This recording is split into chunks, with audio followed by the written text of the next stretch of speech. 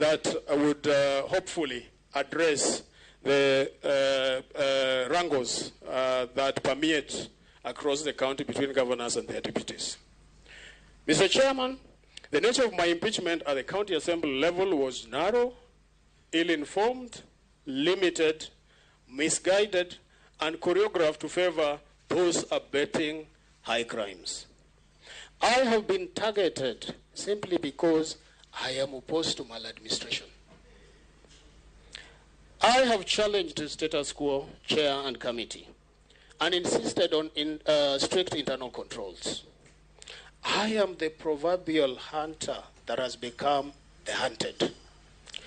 The drawing of political lines informs and oils the motivation behind the impeachment motion against me.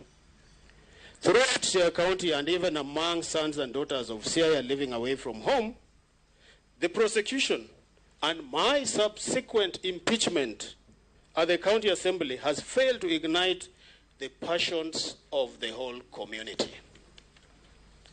Mr. Chairman, the impeachment criteria lacked basic tenets of democracy.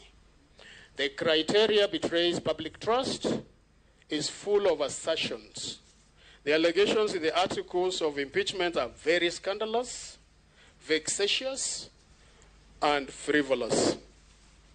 To the great people of Siaya County, freedom is coming home.